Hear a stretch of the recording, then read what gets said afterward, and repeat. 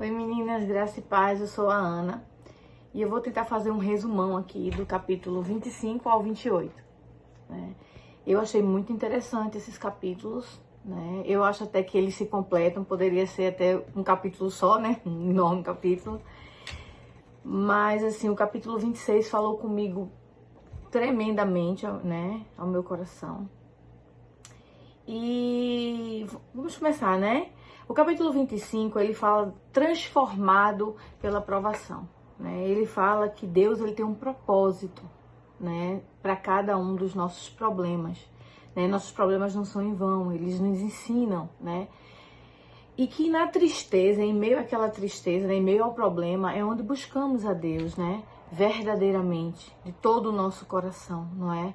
E é dentro do problema que nós descobrimos quem é Deus, né? E principalmente nós descobrimos que Ele é tudo que nós precisamos, né? E que a gente deve sempre lembrar que os problemas, né, que acontecem em nossas vidas, eles só acontecem com a permissão de Deus, né? E que todas as coisas cooperam para o bem daqueles que amam a Deus, né? Assim que diz a palavra dele, não é verdade? E que o sofrimento, ele edifica o nosso caráter, né? E esse é o propósito de Deus, né? Que nós tenhamos um caráter semelhante ao de Cristo, né? Então, devemos ser gratos a Deus pelos problemas, sim, mesmo que a gente pense que não vai ter solução, mas nós devemos ser gratos, sim, porque vai ser para nossa edificação, não é verdade? Foi isso que eu aprendi, né, que eu entendi, né, no capítulo 25. E o capítulo 26, né, como eu falei, que eu achei eles bem integrados, lá no 26 ele fala sobre crescendo por meio da tentação, né? Então as tentações, elas são um caminho, né, para o nosso amadurecimento espiritual, né? Elas são, vamos dizer que elas são os degraus, né, nesse caminho, né? E que nós devemos vê-las como uma escolha, né? Uma oportunidade de fazer a coisa certa, né? E que Deus utiliza situações opostas, né, a cada aspecto, né, do fruto do Espírito, né, para nos permitir fazer uma escolha, né, para desenvolver o caráter de Cristo, né? Por exemplo, ele coloca pessoas desagradáveis em nossas vidas para nos ensinar a amar, porque seria assim muito fácil, né? A gente amar as pessoas que nos amam, né? Que são agradáveis a gente, né? Então ele nos tenta, né? Ele nos prova com situações adversas aquilo que ele quer nos ensinar, né? E também eu vi no capítulo que assim, mesmo passando, né, pelas provações, né, Deus ele ensina a verdadeira alegria, né, em meio às aflições, quando a gente busca Ele, né? Porque a felicidade ela se baseia em circunstâncias externas, né? Mas a alegria ela se baseia no nosso relacionamento com Deus. Tanto é que a gente vê gente passando por momentos tão difíceis, né? Mas essa pessoa é tão alegre, né? Porque ela tem o Espírito de Deus, né? Ela é íntima do Senhor, né? E deu para ver também que em meio às aflições, né, nós aprendemos a verdadeira paz. Porque é quando nós estamos numa situação, né, onde nós preferimos optar confiar em Deus, né, numa situação onde a gente poderia ficar preocupados e temerosos. Então, é dessa forma, né, que a gente aprende a verdadeira paz. E também a gente cultiva, né, mais um fruto do Espírito, que é a paciência, né? Porque é quando nós somos forçadas a esperar o trabalhar de Deus, né? O tempo certo de Deus, ao invés de a gente ceder à tentação, né? E nos revoltar e murmurar, né? Inclusive, eu tô até passando por um momento desse e eu louvo a Deus por isso, né? Porque eu tenho crescido muito, né? Deus me trouxe para cá, para o Canadá, e eu tenho crescido muito. Eu louvo a Deus por isso. E nesse capítulo também a gente viu que a tentação ela começa dentro de nós, né? Infelizmente, né? Porque ela tá aqui, ó, né? É um desejo interno que a gente tem, né? Então começa de dentro pra gente, porque se a gente não tivesse esse desejo interno, a tentação não teria como nos atrair, né? E a gente viu também que o inimigo de nossas almas, ele é bem previsível, porque ele usa as mesmas estratégias, né? Os mesmos truques para nos tentar, né? E as tentações, elas nunca passarão. A gente viu e na palavra de Deus fala, né? Que elas nunca passarão. E que, aliás, elas serão mais fortes, né? À medida em que a gente se torna mais íntimo de Deus, né? Porque quando a gente se torna mais íntimo de Deus, nós nos tornamos mais inimigos do inimigo de nossas almas, né? Mas a gente pode ver também que se a gente pedir ajuda a Deus, como ele mesmo disse, né? Clama a mim no dia da angústia, né? E eu o livrarei. Então, apesar disso, a gente sabe que o nosso Deus está conosco, né? E nos livrando, né? Essas foram as principais lições que eu vi no capítulo 26. E no capítulo 27, que diz derrotando a tentação, né? E eu achei bonito que ele diz assim, sempre há uma saída, né? Sempre há uma saída pra gente. Glória a Deus por isso, né? Jesus morreu na cruz para nos dar essa saída, né? Então esse capítulo me mostrou, né? Nos mostrou, eu acredito, que devemos ter sempre em mente, né? De que Deus nunca permitirá uma tentação, né?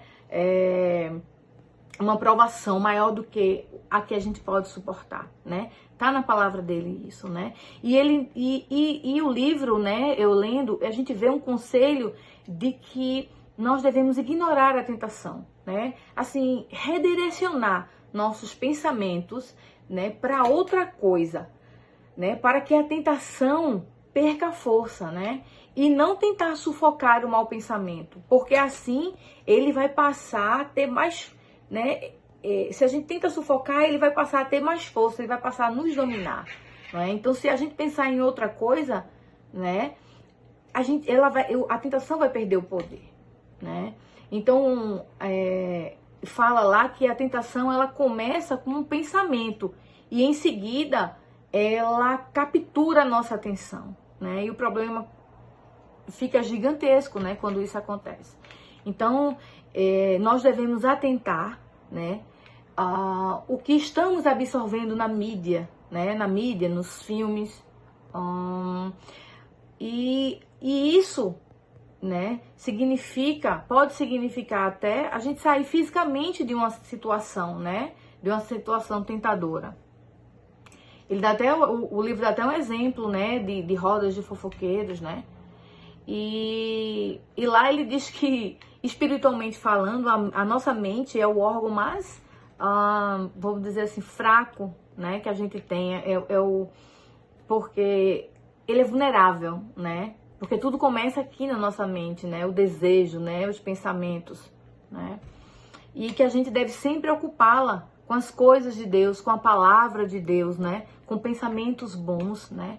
Ou seja, fazer o princípio da substituição. Substituir os pensamentos de tentação por coisas divinas, né? E a gente pode ver também que um verdadeiro amigo, né? Um amigo que ora com você, né? Que ora por você. Ou um grupo, né? De apoio de pessoas crentes, né? Pessoas evangélicas, né? Pode ajudar bastante, porque a solução de Deus, né? Que fala lá, é que nós devemos confessar, né? Nós devemos expor nossos sentimentos, né?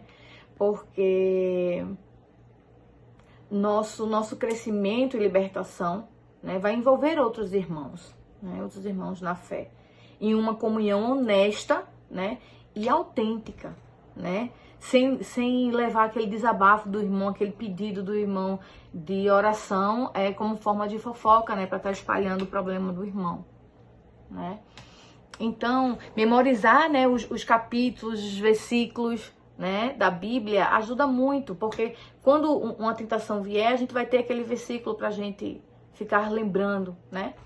E saber que nós somos vulneráveis, né? E não enganar nós mesmos, assim, que somos, com nosso orgulho, nossa confiança, achar que nós não estamos sujeitos, né, a certo tipo de pecado, porque estamos, né, dependendo da circunstância, né, as circunstâncias adequadas, todos nós, seres humanos, estamos sujeitos a qualquer tipo de pecado, né?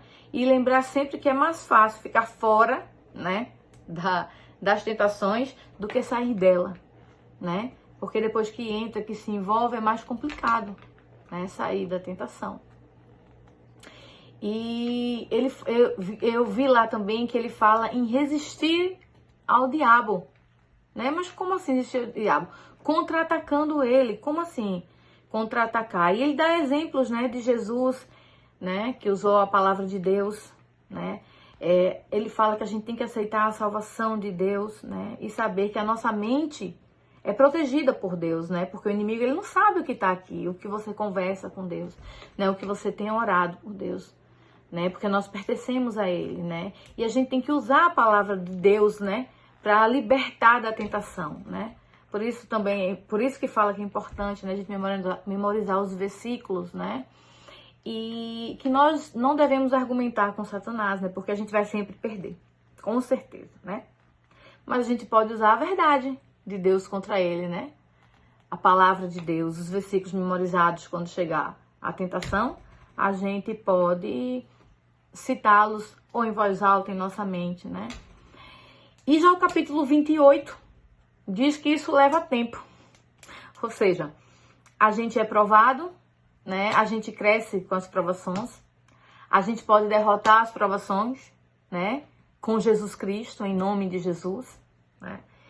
Só que isso tudo leva tempo, porque não existe, né? Lá diz que não existe atalho para a maturidade espiritual, né? É necessário que nós passemos por isso, né? Pelas provações, pelas dificuldades, né?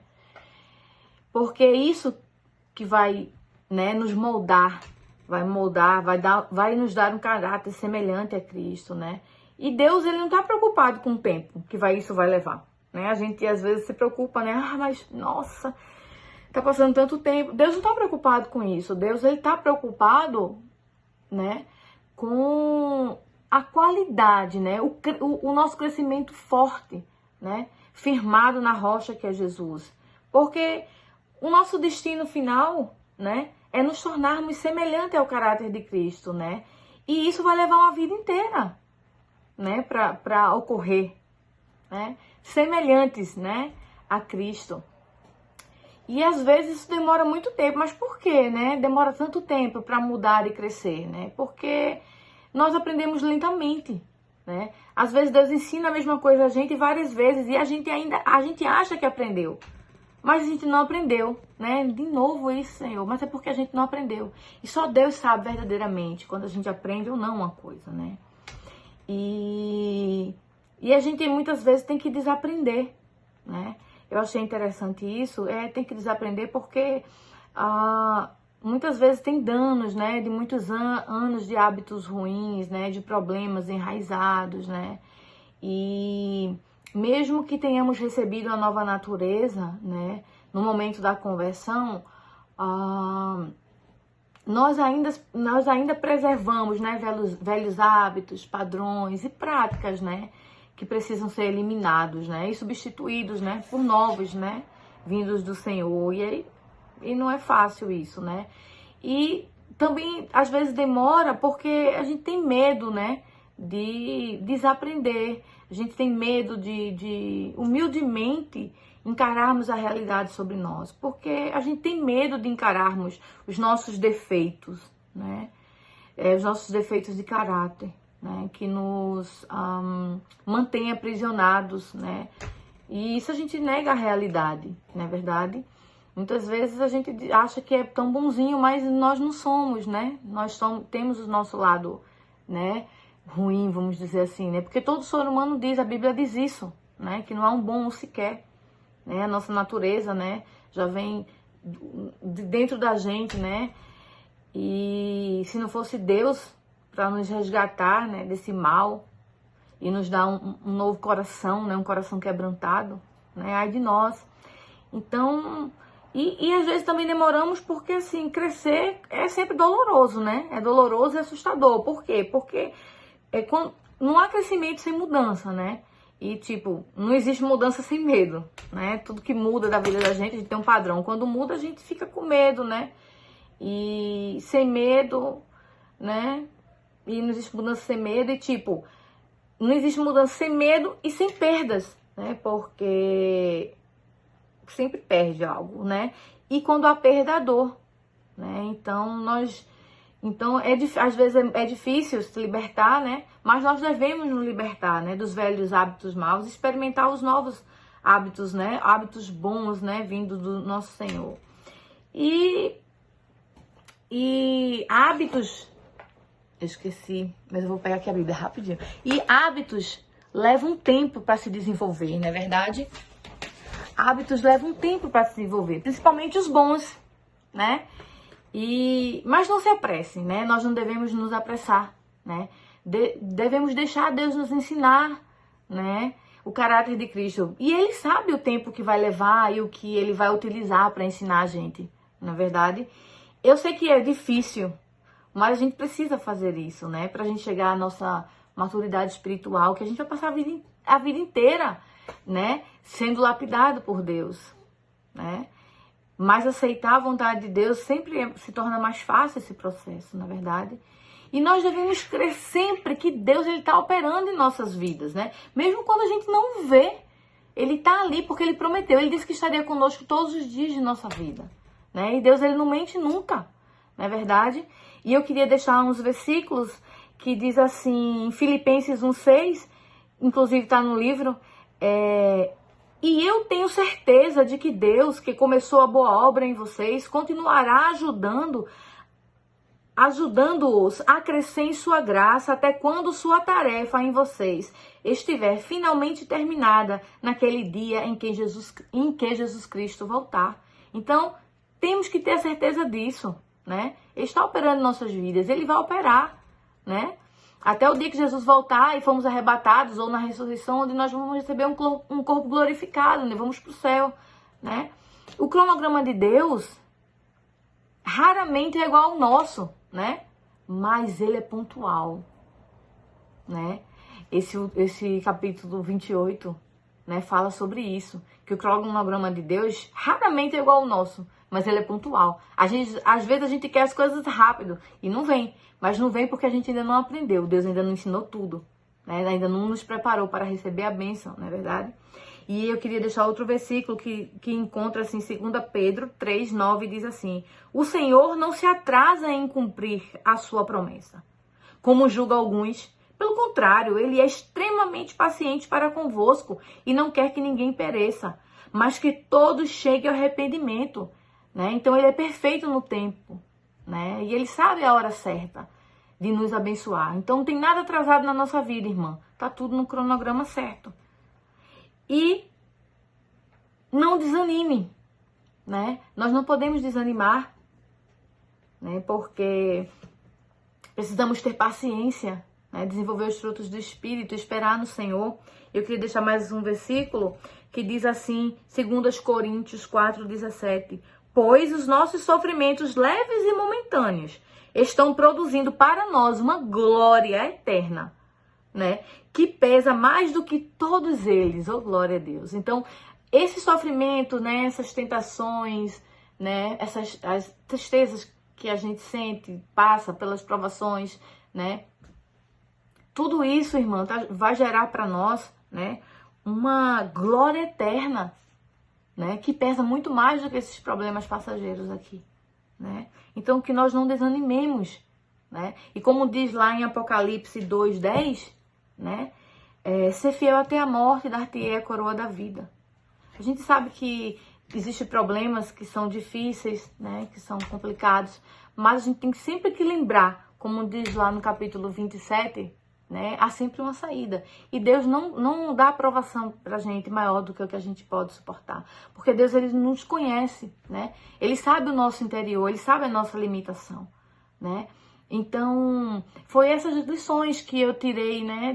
Desses capítulos que pra mim foi dividido, porque senão ficaria um capítulo enorme, mas eles se completam, né? É como se fosse um grande capítulo, né? Porque nós somos transformados pela aprovação, né? O sofrimento molda nosso caráter, né? Nossos caráteres, né? E com isso a gente vai crescendo, né? Espiritualmente, crescendo, né? Por meio da tentação, das provações, não é?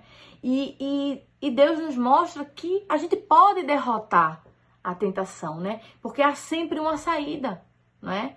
E que tudo isso leva tempo e vai levar a vida inteira, né? pra gente chegar à maturidade espiritual. Mas a gente pode ter certeza de uma coisa: Deus está conosco todo o tempo, né? Porque não é importante, o mais importante para Deus, né, é que a gente, mesmo que a gente pegue, que a gente caia, a gente busque Ele, que a gente nunca se afaste dele, né? Porque Ele é a única solução para todos os nossos problemas. Ele é tudo que a gente precisa, né? Então, irmãs, essas foram as lições, né, que eu estou compartilhando com vocês. Foi muito bom ter lido esses capítulos, foi excelente para mim. E eu tenho certeza que foi para vocês também, né? Então, um beijão para vocês, fiquem na paz, que Deus continue nos abençoando, né? Tchau, irmãs.